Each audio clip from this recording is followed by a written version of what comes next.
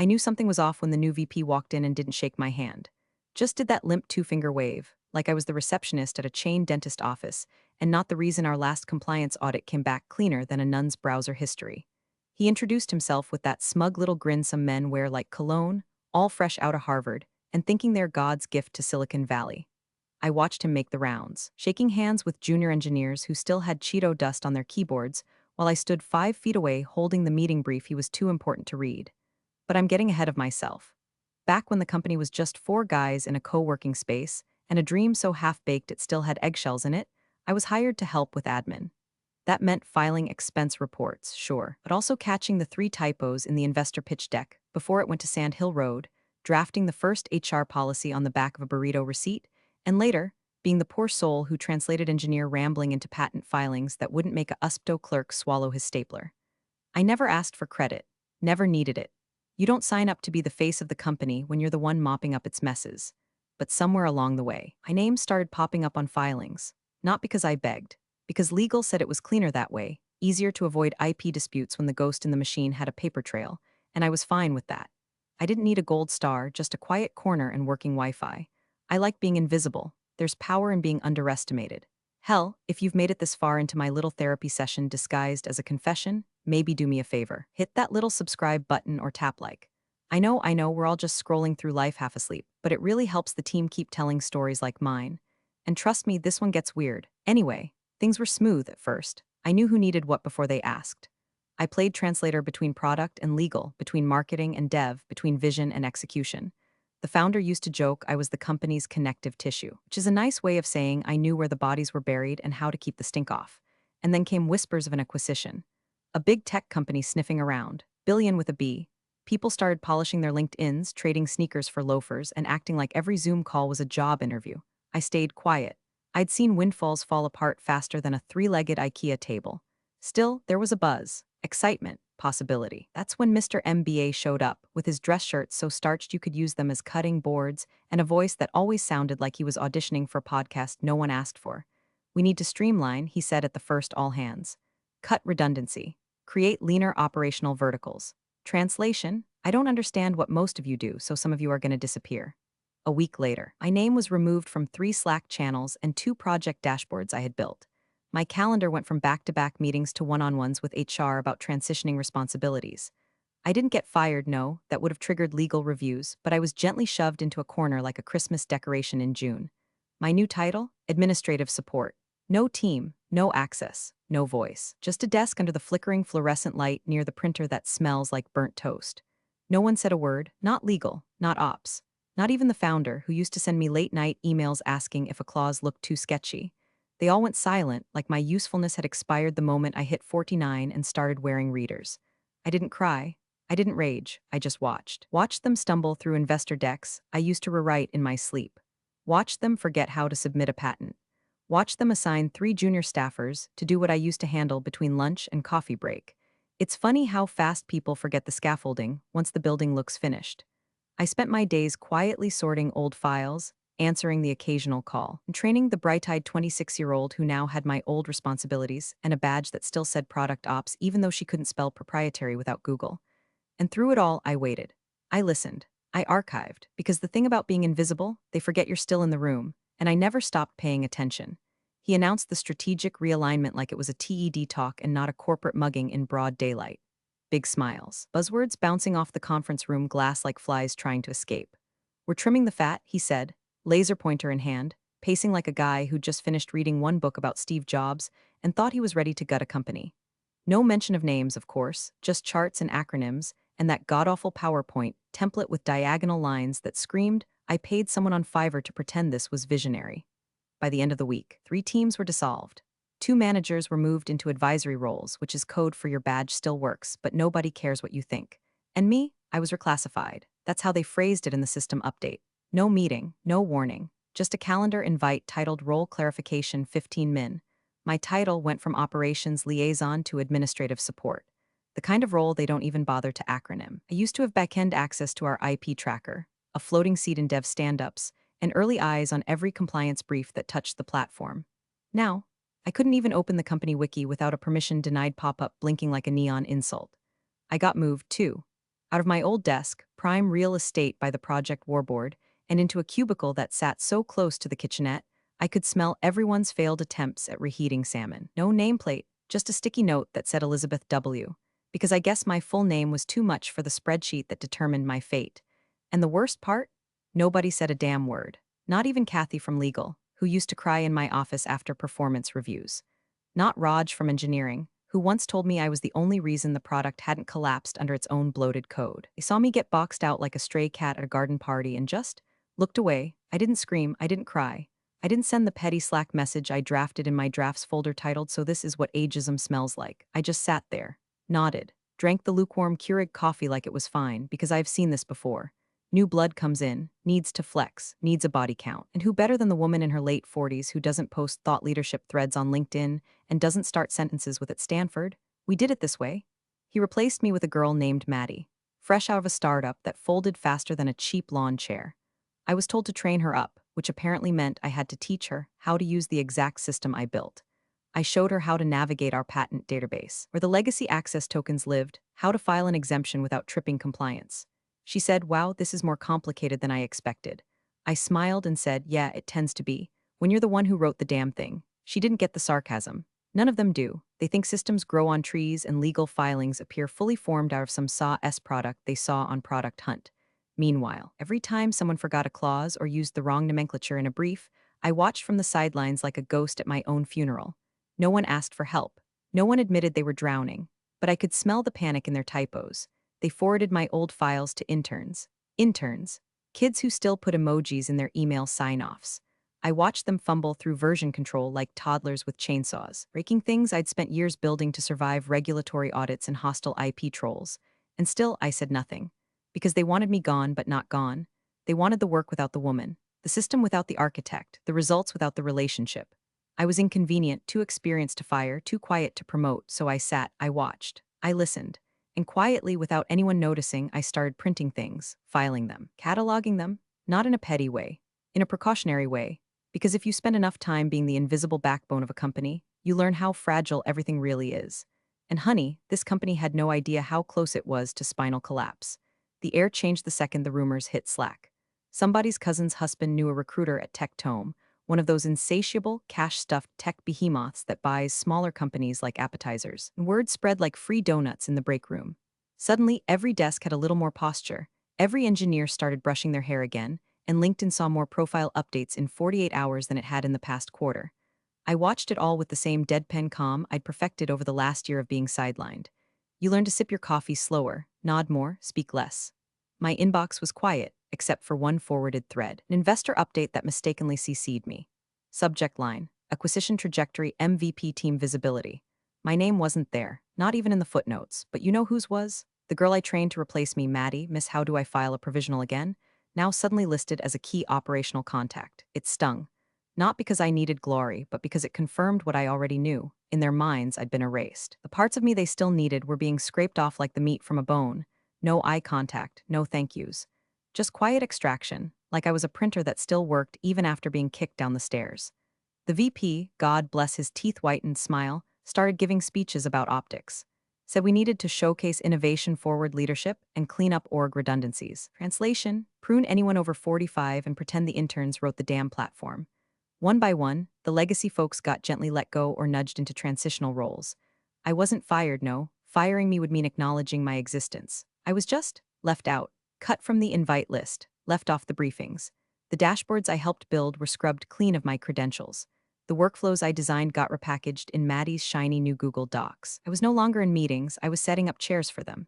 The deal was heating up. Word was Tectome wanted to close within the quarter. The office pulsed with fake urgency, whiteboards filling up with made-up KPIs, everyone trying to look irreplaceable.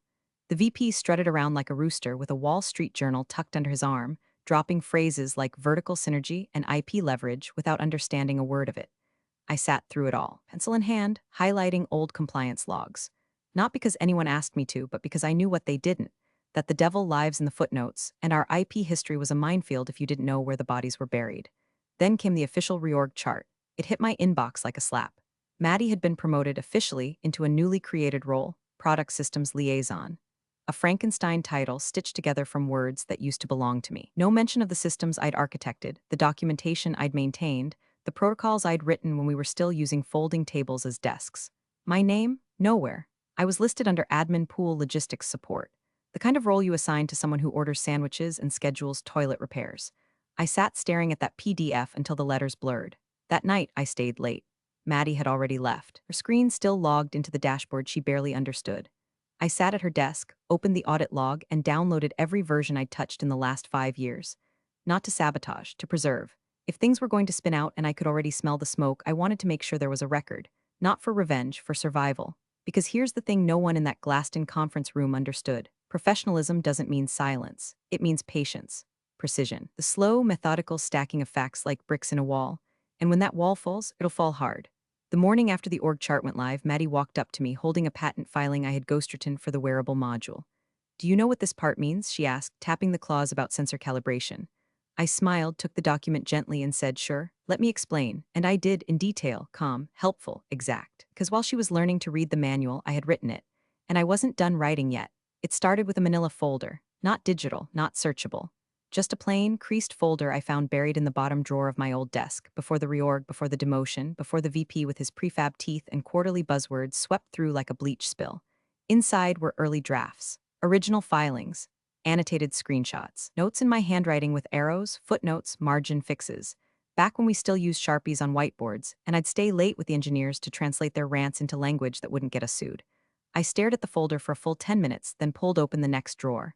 I didn't set out to collect, it just happened, like muscle memory. One folder became two, two became 12. My printer whined under the strain of old compliance reports, patent amendment threads, engineering approval logs. I didn't tamper with anything, didn't alter a single date or signature. I just archived, like a historian watching the empire forget who laid the first bricks. I stored it all in boxes beneath my desk, labeled not with dates or titles, but with feelings. This is when they needed me. This is when they stopped. This is when I knew I was gone. And then, without fanfare, it happened. Message pinged into my inbox from someone at Tech Legal. Formal language, stiff punctuation. They were reviewing patent holdings as part of early-stage due diligence and had come across a filing from 5 years ago that named me as a co-inventor. Would I be willing to verify my contribution for record-keeping? I stared at the email like it had crawled out of the screen. No one had addressed me directly in weeks. Not for anything real. Not like this. At first, I hovered over the delete key. It would have been easy, safer, no waves, just let the silence keep humming. But then I thought of Maddie, how she'd once asked if co-inventor was a ceremonial title. I thought of the VP sneering about legacy documentation bloat, and I thought of that filing, the wearable haptic sensor module, Frankenstein project that only survived because I'd sat next to Dylan from firmware for 3 weeks and explained how to avoid heat distortion in the embedded wiring. So I replied, short and professional, attached the original notes. Signed the verification with my full name, Elizabeth Jean Warren. That should have been it. But 2 days later, the same Tech lawyer replied again. Their tone was different now, less canned, more curious. It cross-referenced my signature with other filings. Seemed I was listed on quite a few. They were compiling a full ledger now, but early indications showed I was tied to several filings that directly affected core valuation algorithms and platform optimization logic. Did I happen to know why none of this was reflected in my current title or equity package? I didn't answer. Not because I didn't want to, but because I knew that question wasn't really for me. It was for whoever signed the deal. They'd opened the filing cabinet, and now the ghosts were walking. Over the next week, I watched from my desk as something shifted. The buyer's team started asking questions that made the VP frown a little harder. He stopped walking with that bounce in his step. Meetings ran longer. Legal started whispering in corners again. One of the compliance leads stopped by my cubicle and gave me a weird smile. Like he knew something he wasn't sure I knew too. I kept my head down. Just a quiet woman near the copier with a badge that still worked. But deep down, a part of me had woken up. Not angry, not vindictive, just aware, because for years I let them believe I was just another pair of heels at a standing desk. A placeholder, a fossil, a nice to have, but paper doesn't lie. And signatures don't fade. And once the lawyers get curious, there's no hiding what's been buried. Not when it's filed, time-stamped, and signed by the ghost they tried to erase. It was a Tuesday when the binder showed up. Thick, ugly, branded with a sticker that read Preliminary IP Ledger Internal Review Only. I didn't see it myself, not at first.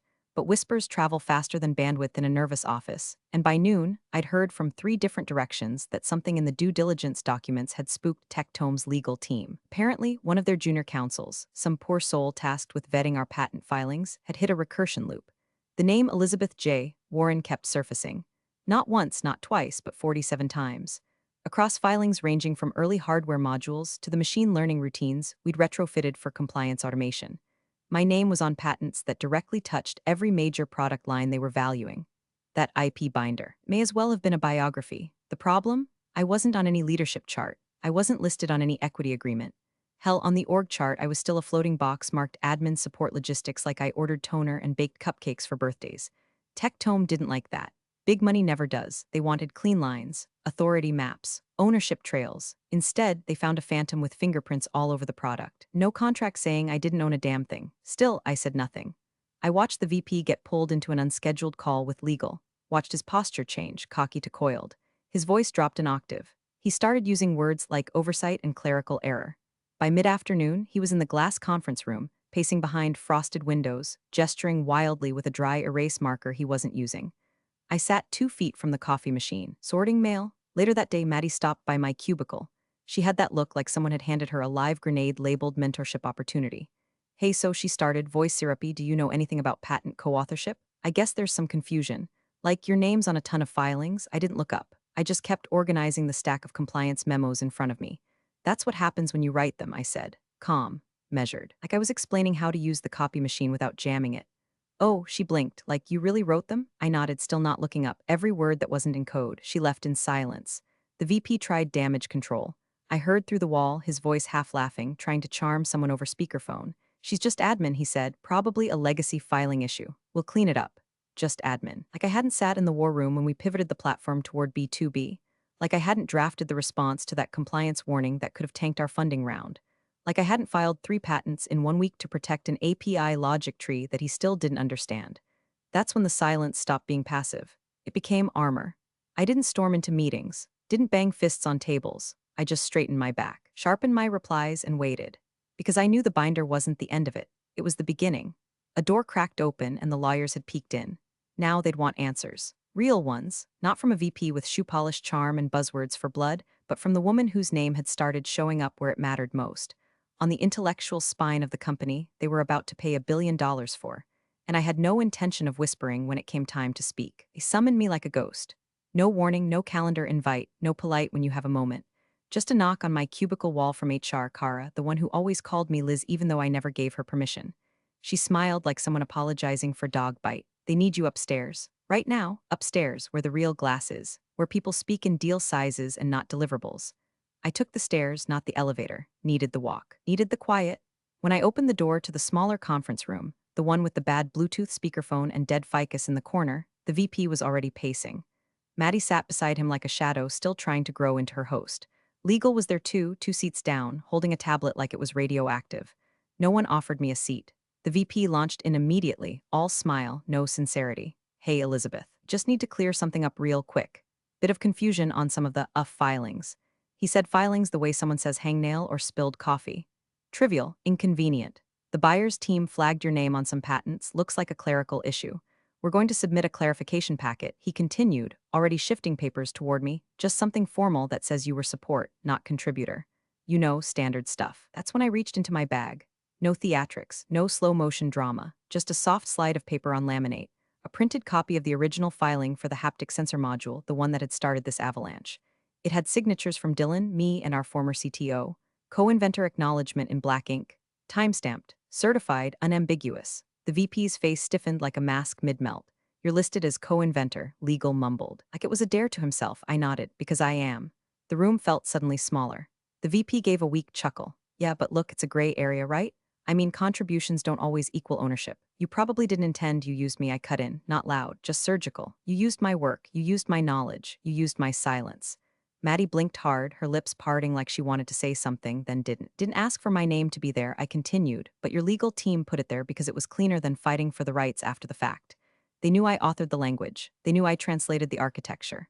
And now that your buyer noticed, you want me to say I didn't exist? Legal cleared his throat. We need to pause here. Everyone turned to him. We've received a formal request from Tectome's legal counsel. They're asking for clarification on Miss Warren's role, title, history, and compensation package. They've also requested documentation on patent vesting agreements. Until that's resolved, they're pausing IP diligence review. The VP's mouth opened, then closed. HR's tablet slipped an inch from her lap. I folded my hands, not smug, just still. I wasn't angry. That would have been easy. I was precise. You want me to disclaim authorship, I said. What you should be doing is checking the valuation model. Because if they're smart, and they are, they've already redlined your numbers based on the assumption I'm the only one who actually understands what you're selling. The silence that followed was thick enough to choke on. I stood to leave. No mic drop. Just a simple, let me know when you need the other filings verified. There are 46 more. As I reached the door, I heard legal whisper to the VP, you didn't have her under contract? And in that moment, I felt nothing. No satisfaction. No fury, just cold clarity.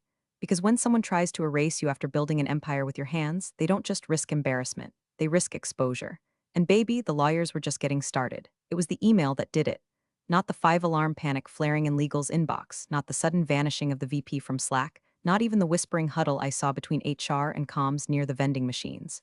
No, it was the plain, unstyled two-sentence email from the founder himself, subject line, boardroom now, that told me the scaffolding was starting to buckle. He hadn't emailed me in months, not since my reclassification, not since I got relocated to the cubicle zone where hope went to die. But now, the man who once called me his Swiss Army knife and lipstick wanted a meeting. In person. No assistant, no buffer. Just, can you come to the boardroom? Something had ruptured. By the time I got upstairs, the energy in the office had gone full crime scene.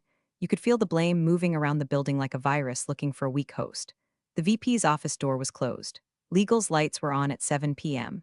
Tectome's due diligence portal had gone from in review to on hold. The founder met me at the door himself. He looked tired, collar unbuttoned, expression tight. Elizabeth, he said, his voice lower than I remembered. We need to talk. Inside, it wasn't just him.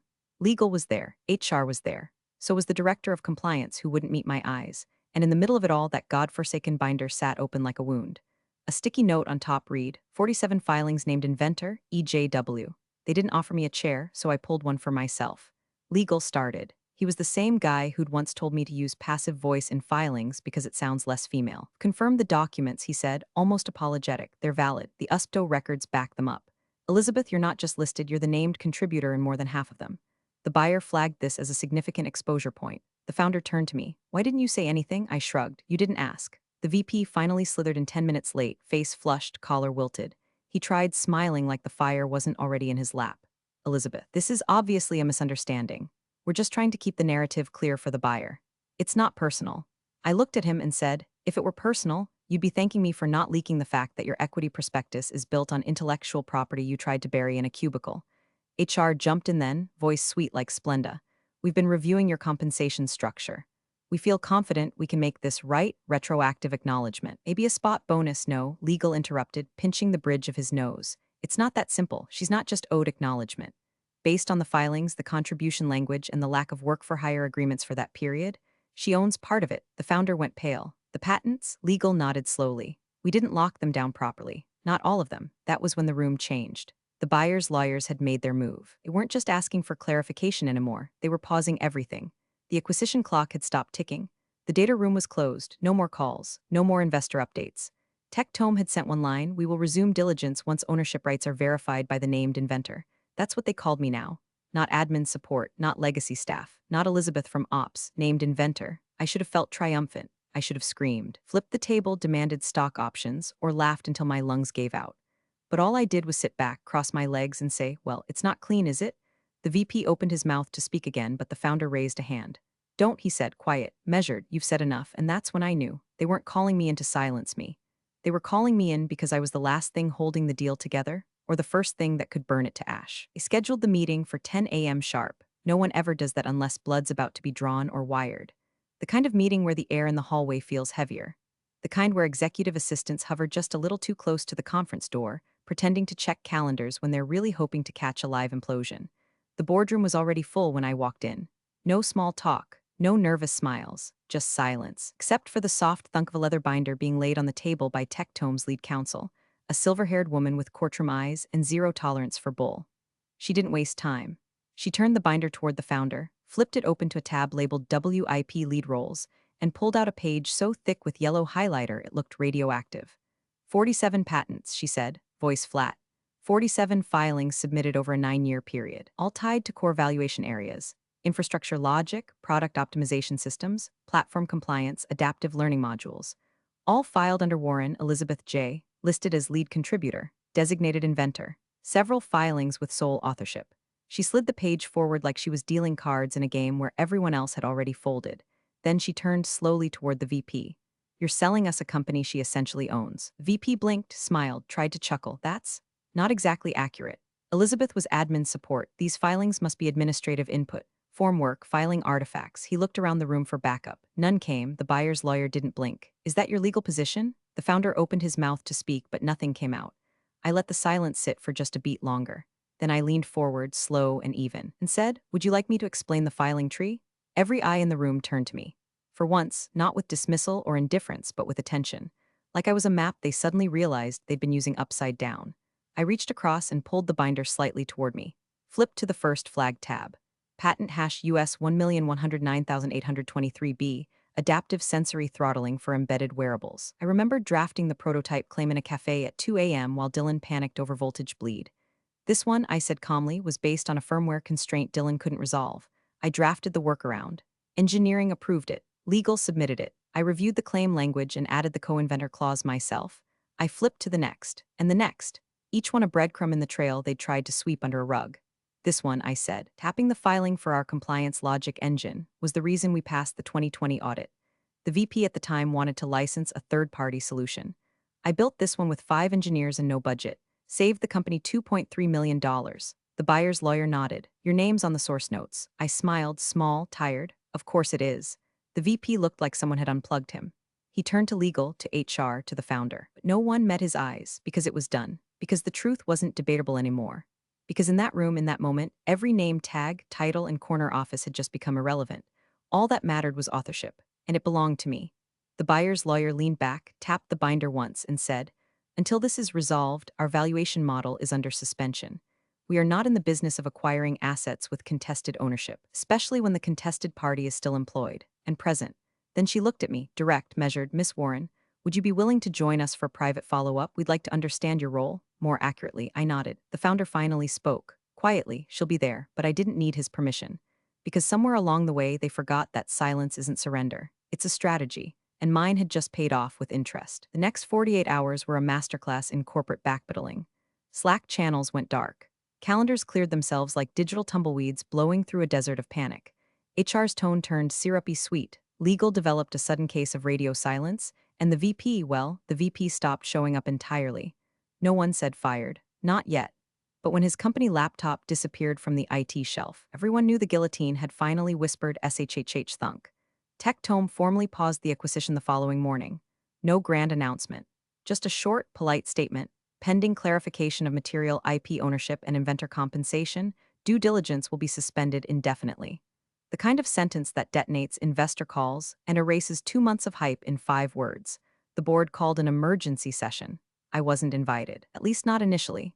They met behind closed doors, CEO present, legal sweating through his collar, HR trying to spin a narrative about internal miscommunication and legacy documentation confusion. But the buyer's legal rep wouldn't budge. She kept pointing to the binder, to the signatures, to me, not as a victim, as an asset. The founder emerged 2 hours later looking 10 years older. He didn't make eye contact when he approached my desk. Just said, Elizabeth, we'd like you to rejoin the leadership team, effective immediately. I waited a beat, then replied, what's the title? He hesitated just long enough to sting, then said, Chief Innovation Officer. I nodded. Put it in writing. He already had it printed. I didn't ask about the VP. I didn't need to. His name was already being erased from the internal directory by the time I walked upstairs. All his little pet initiatives, labeled on hold. Maddie, reassigned to documentation support, back where she should have started. At noon, I entered the boardroom again. This time, I wasn't asked to wait in the hallway. This time, I didn't sit near the coffee machine. I took the seat at the head of the IP review table, the chair they once told me I didn't need, the one they left empty out of habit and ego. The buyer's CEO was there now, first time in person. He looked at the founder briefly and turned to me with a nod that said everything, you're the one we came for. I opened the binder, my binder. Shall we begin? I asked. And no one said a word, no fireworks, no tears, no one screamed or begged or ran out of the room. Because real power doesn't arrive with sound, it arrives with silence. And silence, when held long enough, becomes gravity. I never raised my voice, I never leaked a file, I never posted a thread or staged a coup, or rallied for allies in back channels. I just documented, witnessed, filed. And when the time came, I let the paperwork speak. Big thanks for watching, you sneaky seniors. Subscribe to keep the coffee pot brewing revenge. Your ex-colleagues won't know what hit 'em.